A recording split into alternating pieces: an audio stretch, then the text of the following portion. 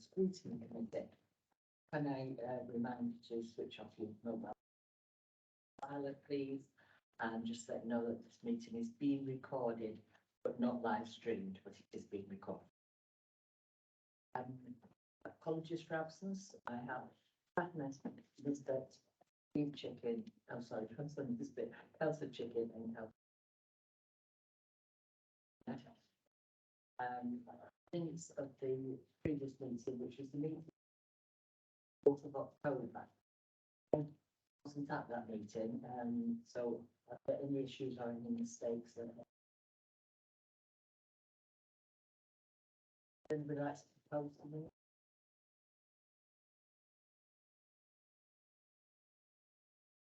Disclosure of members' interests, unless anything that's not oriented on the council's register. Councillor Bolt. Yeah, thank you, Chair. Referring back to the minutes. Yeah, sorry. There was an article about dentist service in Berwick. The officers were fantastic, by the way. They're doing their best.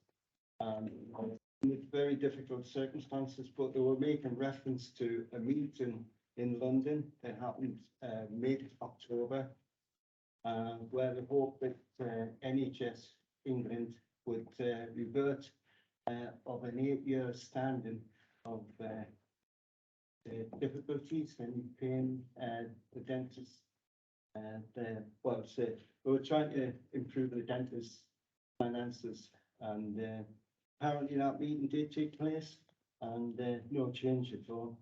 And the announcement for that was done on the same day that this first decided to go to see Charles. So it got missed in it would have been front page news actually. But yeah, it's a topical subject, and it's something we need to keep.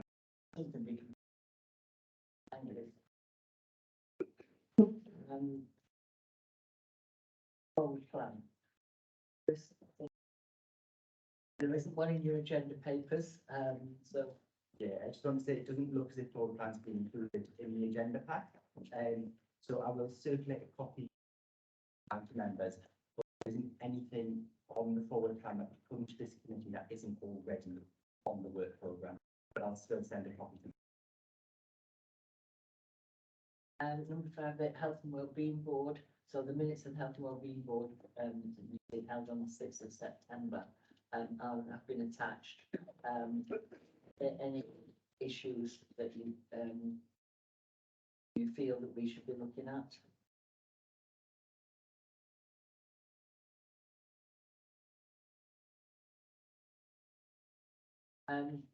Move on, number 6, the Adult Social Care Market Position Statement 2022. Obviously, we know there's an issue around staffing in care homes. The mission statement to me is a really important piece of work, and the legacy is going to be a focus on independent, supported living for older people. But Alan Corey, who's the senior manager for commissioning, is going to just take us through the mission statement. Everybody, so as I said, I'm Alan Curry, Senior Manager for Commissioning in Adult Social Care. I've got responsibility for managing the contract and commissioning function, where we contract with external social care providers, so our old persons care homes, domiciliary care providers, specialist learning disability services within that as well. And we have Care Act responsibilities that give us a requirement to shape the market of social care, and that means that we have to make sure in Northumberland we put a market of social care providers that meets needs, aspirations, that it's a good quality market, and that it functions well, and that it's of sufficient size to meet demand. And the market position statement is one of the ways in which we help to our social care market. It's not the only means by which we do that, but it's a document that most local authorities would produce. So if you went on the websites of our neighbouring authorities, they will have different, they will have their own market position statements. They all come in different shapes and sizes. Ours is I acknowledge, quite a large document and a long document. It's got quite a lot of narrative in it, but our director, Leo Bradley, is keen that we engage well with the market in a meaningful way. And I think such a descriptive document helps with that conversation. That will help providers. It gives us the chance to be quite open about what we think right now and what we want it to look like in the future.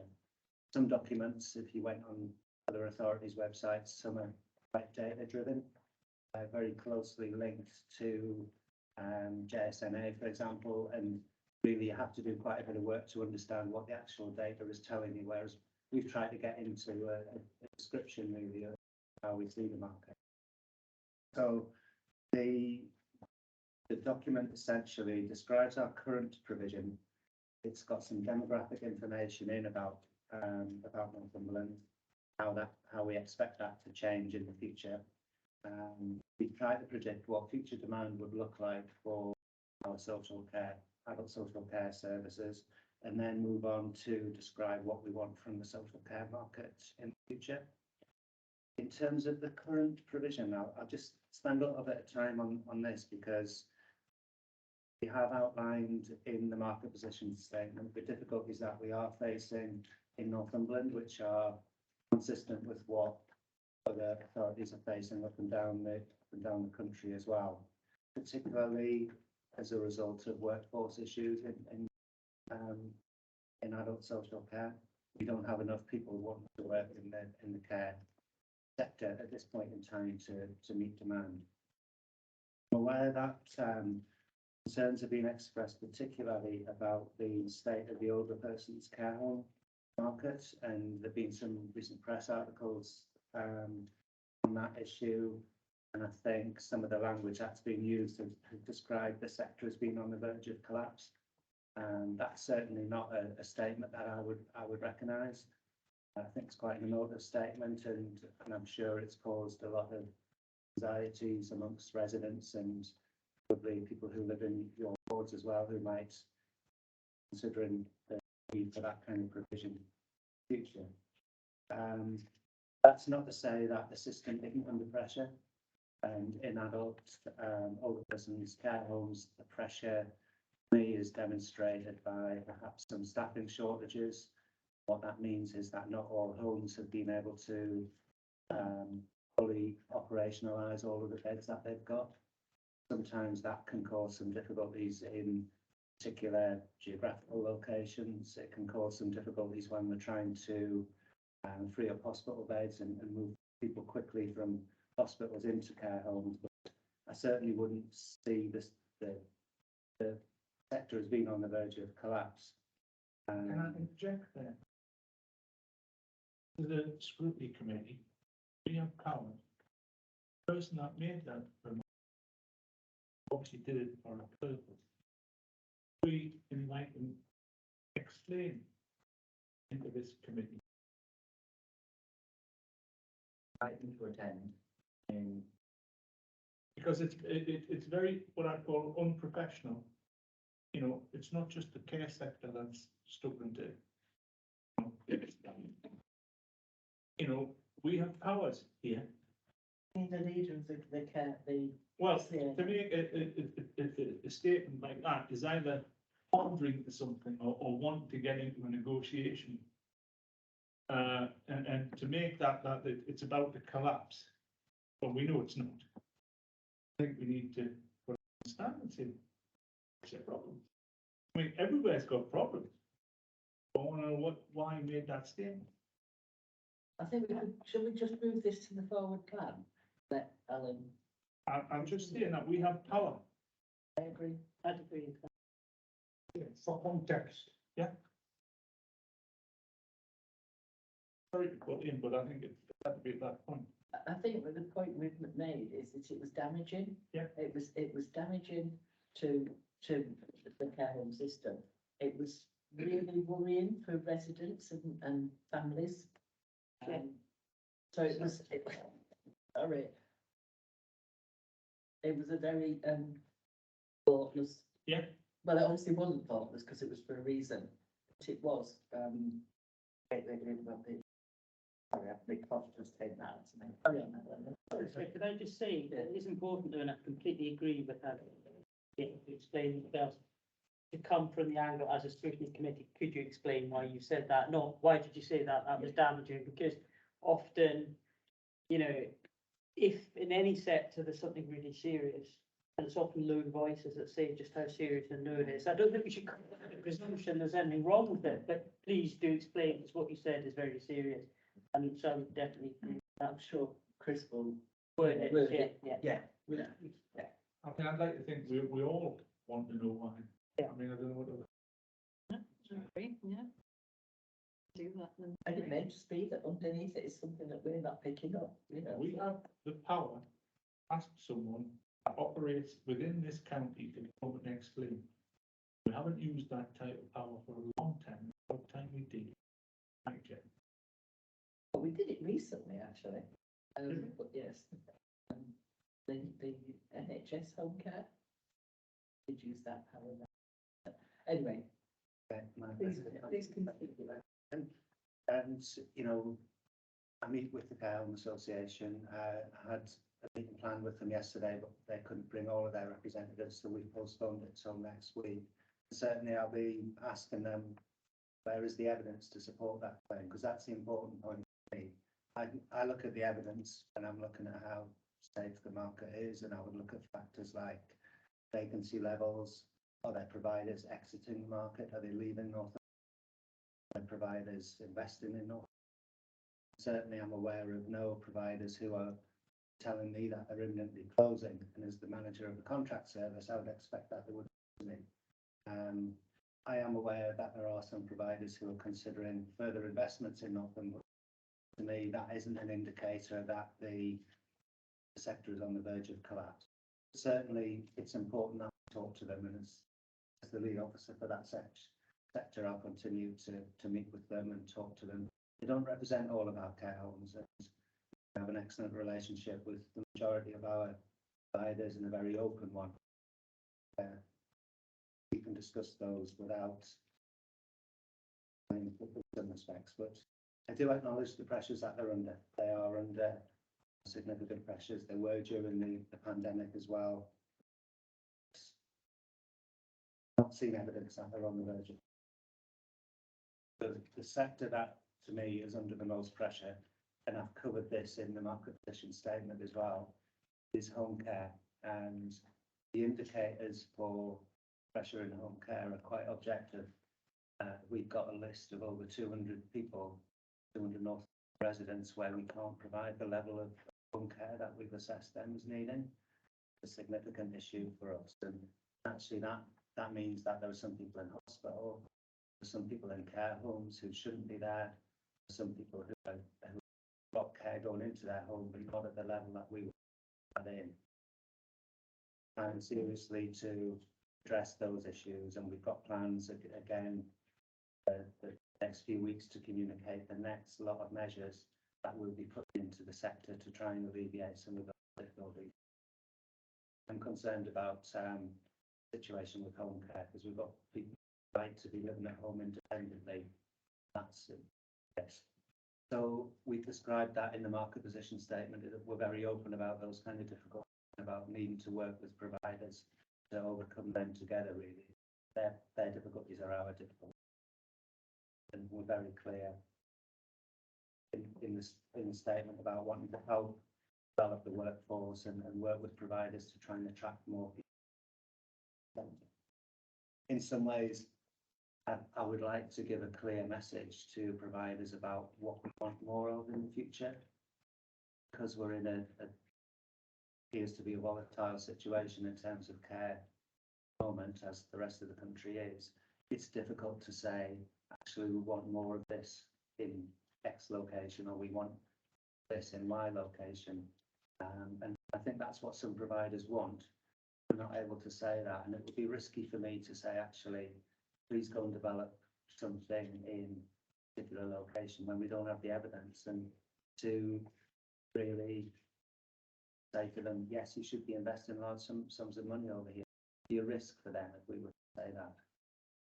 We are quite clear about some areas that we want to see investment in. We've definitely got some gaps in supported accommodation for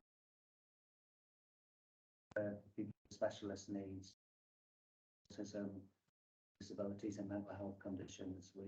We've done quite well over the last few years in terms of the specialist categories, not as well as we would have liked in terms of the old person's development. We want to be the next few. Again, we've outlined and desire to develop those types of services in North to try and attract people to invest those types of services. We've got them, they're popular, and they've got waiting lists, and when people go out, they're filled straight away. We've seen new ones open, as in Cramlington. They've been oversubscribed by. So again, we've put a strong message in here.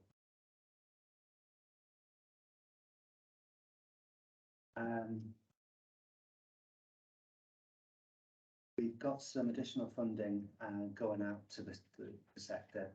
That's via a market sustainability fund that came from central government this year. Got plans to do some in-year fee increases just in recognition of the pressures that providers are under.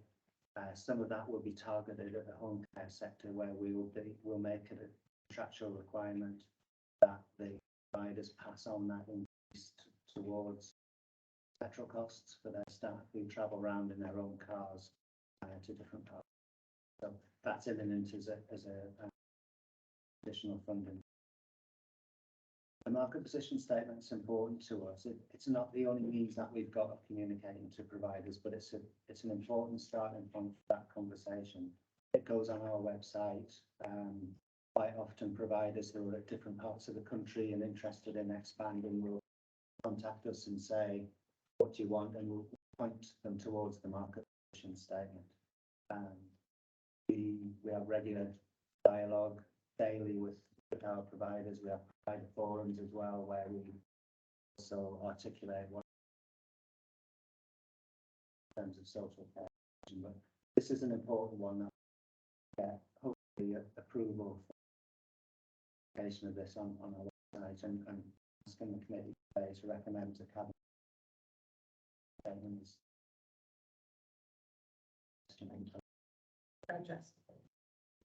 Do providers do that? Yeah.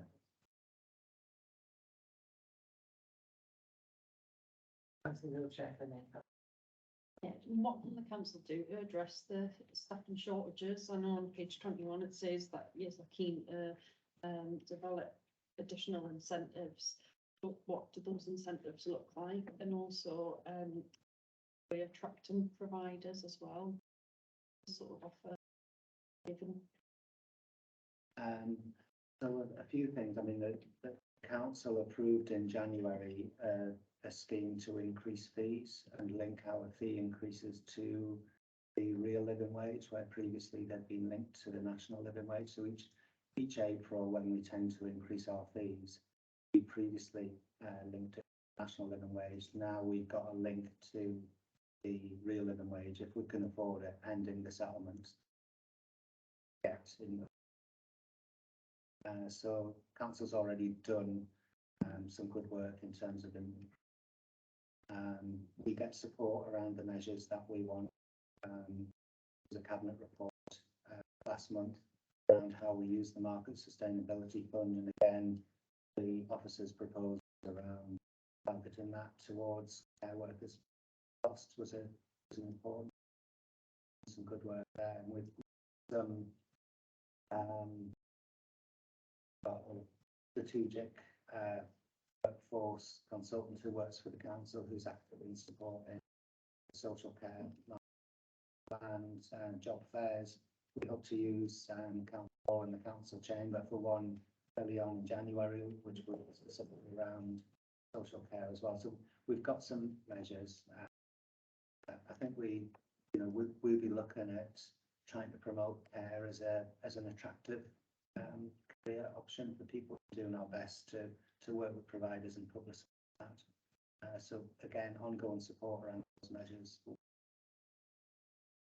received. Answer both parts. Think about providers as well, like sort of Bretton Northumberland. So providers, we've got two types of contracts in our home care sector and our specialist supported living sector. Both of them are open to new providers if they want to come and work in Northumberland. They can apply to be on framework, provided they meet the quality requirements that they've got. They're quite well, they're quite popular. Actually, we've got about 50 providers on the home care one, which is a lot of providers. So we are still managing to attract some new bodies in. Fortunately, we've lost a couple of there because of the pressures that they're under. We do reasonably well in terms of attracting providers in the sectors where Thank you. I just want to understand a bit more about how you evidence demand. Just look at page 17 where the key messages you say there's currently no evidence demand for any additional residential care capacity for either older people with learning or learning disabilities.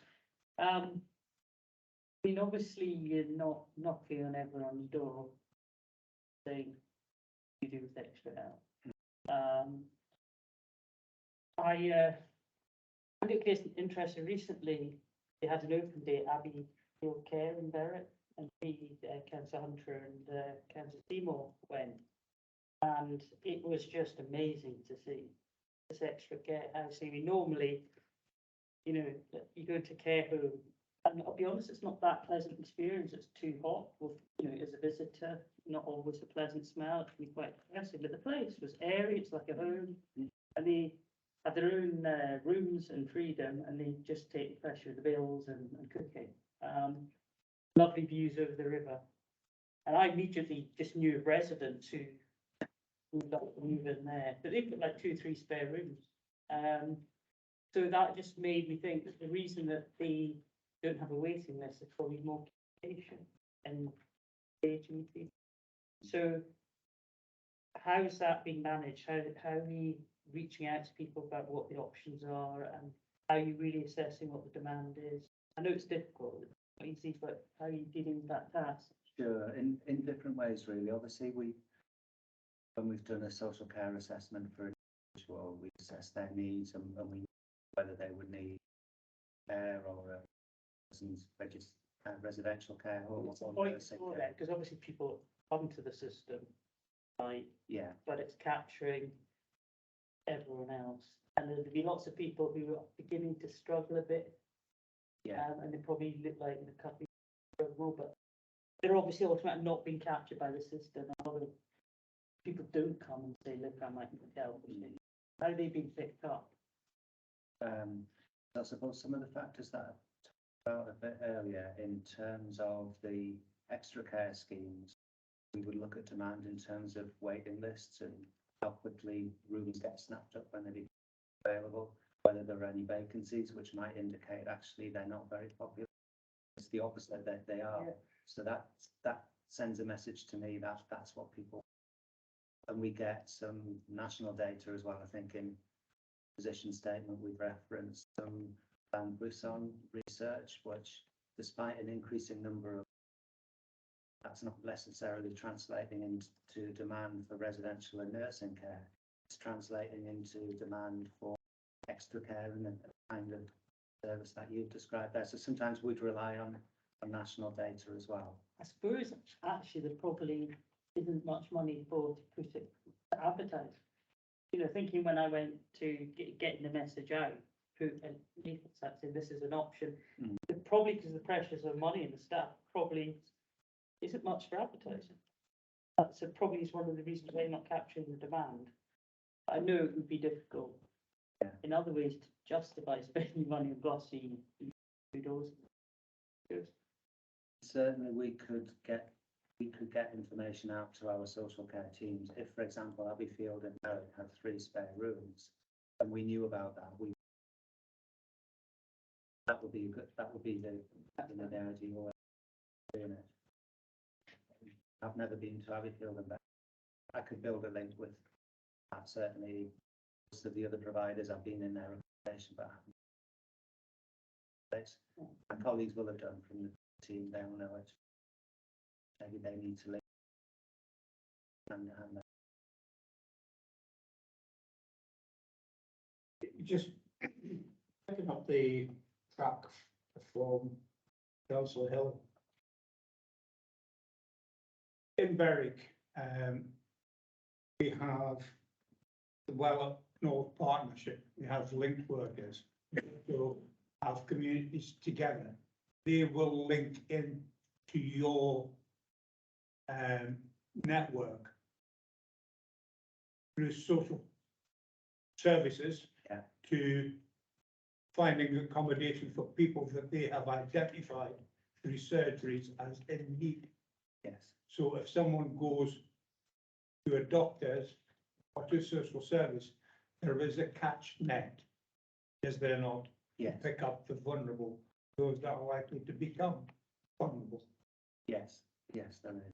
Thank you. That's when you get a doctor's appointment. That's another story. Topic. Yeah.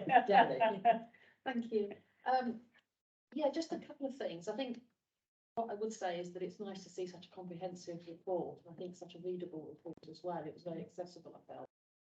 Sets out for the general reader exactly where the council's going on issues.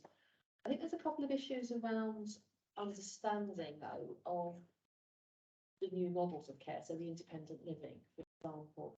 And I think it picks up a bit like Sir Hill was saying about how much people understand what it is and what it offers. And I just wondered whether there's room within the market position statement. I know this is aimed at the provider market, but I think the other part of the market is the people buying, isn't it? I mean, it's people who need to go into it. But I just wondered if there's a case for looking and explaining a bit more the basis of what independent living, supported living is about. So do you buy your way in? Is it rented? Do you go in as a couple? You know, all of those bits and pieces. I don't know what views are on that. Yeah, I mean, they come in all different shapes and sizes. Certainly, when we've got an emphasis in here and trying to develop support accommodation for older people, it's particularly aimed at the rental market, because those people who want to buy, the market looks after itself, if you like. The McCarthy and Stone types, or even Carbon Homes, for example, have developed schemes for people to purchase them. Yeah, we could put more information out there. We need more schemes first as well, otherwise we'll create a demand that we can't actually meet. I think when people are doing later life planning, that's the Yeah. sort of information they need, so that's got implications, hasn't it? It has, yeah. I think the other side of what's in here as well is about carers. And I think you're absolutely right to put all the work around carers, the carer strategy in there and get involved in the engagement around that. And I think one of the things that this is really important, that the voice of carers and the experience of carers isn't lost on this, because you know there's two bits in this. The independent living and staying independent in the community has implications for family carers, especially given the position with home care. But the other thing as well, I think it's one of the services which is in there, which again, it has got implications for carers, not just service users, is day services. And again, I think some work around what people's demand or wants for those services are, because again, it's of equal value to the service user, but definitely to carers. That's what we're certainly hearing, which is that gap in services and the impact on care. Yeah, thank you. Good point. And day services is an interesting area, because it's one that's not quite come back to how things were pre-pandemic. There are far more people going than actually go now. And I think it's also a sector where people's aspirations are changing quite significantly. People want to be active and doing different kinds of things traditional daycare has done. And we've got a message in here that we want them to respond to that and update itself. If people their offer, actually they will get people through the door.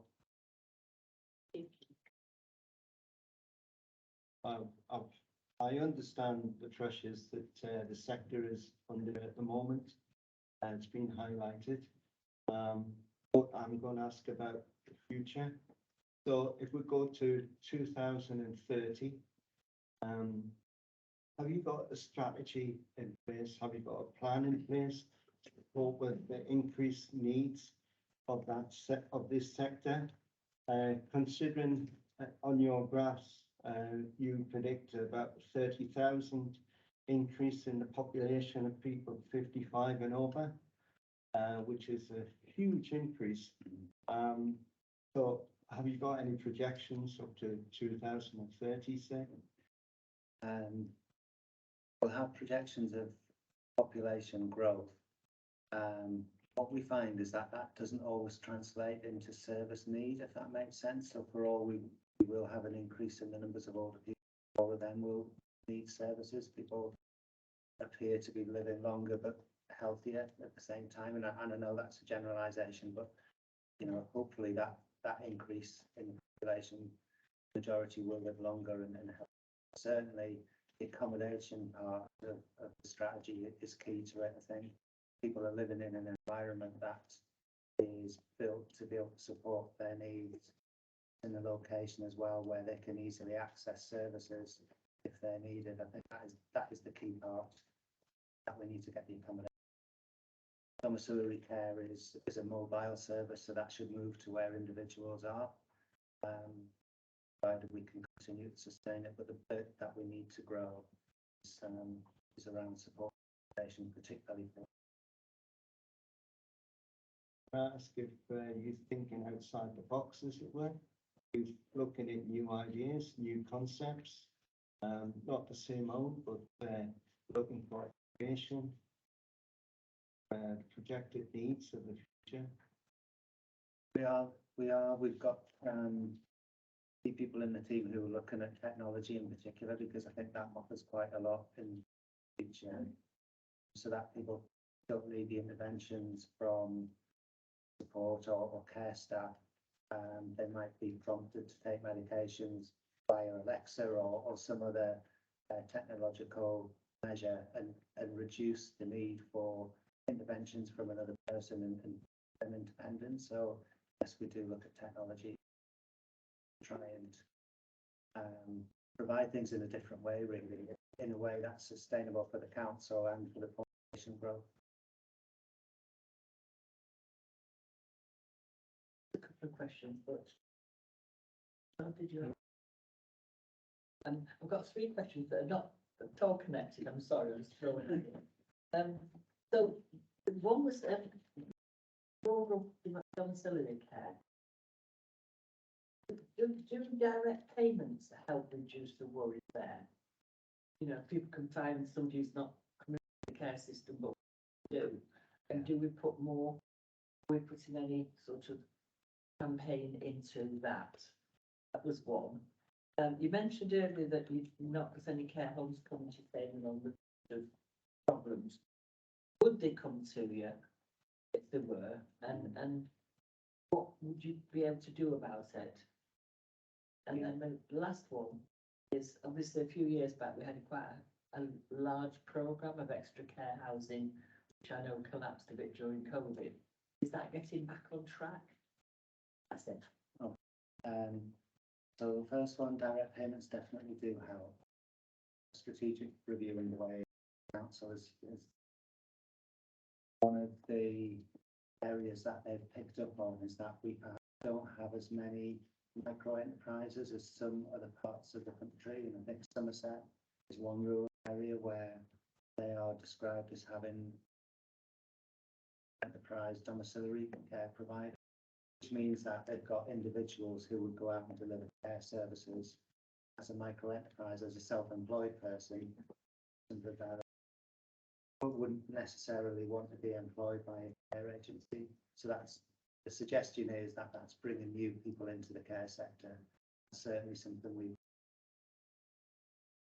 I was talking to somebody from Cornwall yesterday, actually a counterpart, imagine is in a similar position to us, and he was saying exactly the same thing. They want to have a look at direct payment.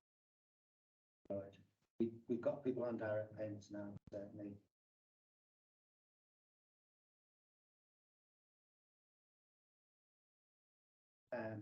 Care homes and problems, so would they come to us if they've got difficulties? We certainly made provision for it in the contract. We've got very formal persons care homes. We've made provision in there. Talk to us if they're in financial difficulties for any reason.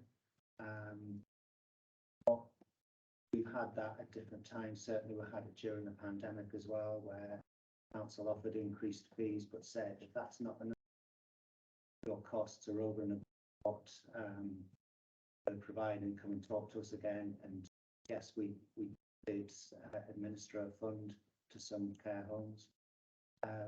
We would consider a hardship case. So if a provider comes to us and said, don't think we're financially viable, can you support us in any way? Consider that, but ask for absolute to be able to scrutinise that. Actually, where we've done that, some have actually stepped back and did not the same way. Got a track record of providing support, particularly during COVID. Provider who approached me last month around fuel costs, and I'm waiting for their accounts before demonstrates that actually they would be at risk of closing, and we might have to relocate the residents of that particular. Definitely. Yeah, well, Did you get one more question from? That's it. Yeah. That's it. So the next one was about extra care, and the two parts to it. As I said, I think we've done well with the specialist and disability health living. Older person's extra care has been direct, trying to get that back on track. Gaps that they're now between some of those. So to me, the most frustrating one is the one in Berwick, where there's planning permission being granted for it. The provider who was going to develop it didn't have the funds, so trying to bring in a provider. They are trying to see the central government bridge the gap.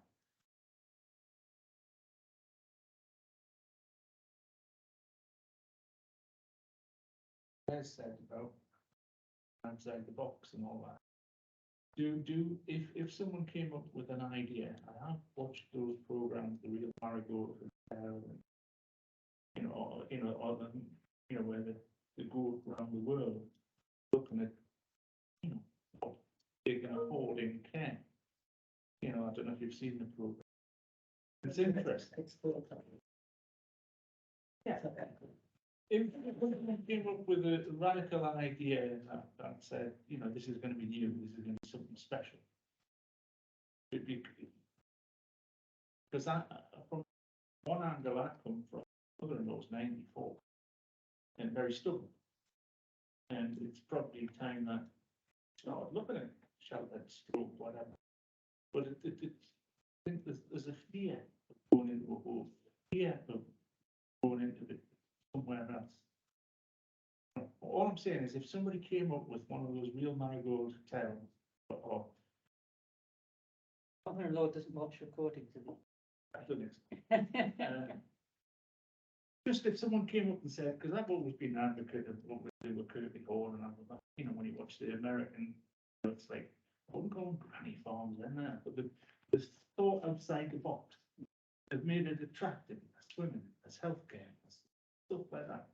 If someone came up, how would we react if someone said, right, I want to build a nursing home with lots of bells and ringing bells? I suspect that we don't do that, but if we came along, made it really attractive, not hugely expensive like some of them are. I mean, there are providers who do that already in North. The standard home. Yeah. See, we've got a track rates that rates in which we can meet social care needs. Provider wants to offer something over, tend to focus on price. which is fine if they want. That might be decor, the layouts, the size of the rooms, the other kind of facilities that you've described. None have gone as far yet as the, you know, certainly out in the west, I can think that it considers itself more as a hotel than an actual care home, even though it doesn't have the reputation, but tries to attract people surroundings, offer in the well, trained chefs, and go above and beyond some standard. None yet have gone as far as aware offering food. They would struggle to provide that under our contract, which is about social care. I'm getting older and not thinking Councillor Bowman. Yeah, kind of follow on from that. So that was why I asked that question. Accidentally, some years ago, I came across a small village in Oxfordshire, within the Cotswolds. And you can imagine it's idyllic. Now we live in a fantastic, beautiful county, don't we? We've got the hills, we've got the borders, we've got rivers, we've got the coast, we've got everything here. And even if we want nightlife, we've got Newcastle and football and so on. But the thing is, it's a beautiful county. And I'm not going to quote what my secretary said in London when she talked about Northumberland. And the thing is, I know this is a wonderful place to live. It's a wonderful place to bring up your family, and it's a beautiful place to retire. Is there not an opportunity here to actually expand the idea of coming here to retire? And why not? And at the end of the day, what I saw in Oxford, although it was just a small example, a little village where they had obviously accommodation, they had a shop, they had a cafe, they had hairdressers and so on and so on. And it was just a small village for retired people. I know it was a private affair and so on, and they got all the health care that they needed. But we could do something like that here in Northumberland. That idea, but on a bigger scale, in the village, wherever, at the coast, in the hills, on the borders, and dare say, on the borders of Newcastle even, if you enjoy nightlife. Why not? Can you see what I'm saying? There's more to adult social care than just what we're doing now. We can expand the idea. And you talked about technology. You know, I know that a lot of old people would love to have high-speed broadband, but they can't afford it, and it's not accessible for a lot of them. If you've got Virgin charging £98 just to have 1 gigabyte speed, for example, when really it only costs £20 a month. But you see, we could do something like that, could we? We need a vision, don't we? As well as you know, that's why I talked about, is it going to be the same old, same old? I'm sorry, but I'm a visionary, but I hope we got the gist of it. I'm usually quite happy with your visions, Les, but already I think one of the worries I used to have was that Northumberland's a beautiful place to come to, and people come here when they retire, but when they out, it's our social care system that put the bill. So all I heard there was social care writ large. But I'm sure it'll be fine. I think that there are quite a lot of nice places. Like you said, you mentioned McCarthy and Stone, just doesn't really fit in with council. One question I wanted to ask, and you mentioned before about an ageing population doesn't necessarily translate into social care. And I just did some figures and sort of the people born under the NHS, opposed to pre-NHS, and now in their middle 70s. So is that going to make a difference to the people in more social care? That perhaps have had a more healthy start. So, yeah. Any more questions? I think we've given Alan quite a go, but anything else before? It's a lovely topic, so I'm happy to. I think we've let you off now. Thank you so much for coming. All right, thank you. Yeah, really good. It's a good document. I would say, do you want to go, but there's a few, we've got a couple of items, that's all. I'll just say, this is. The health and wellbeing program. Right, all right. Lastly, Yeah, definitely. Yeah, I think we can definitely put, I do the providers to ask them to attend that and share that with, get something out.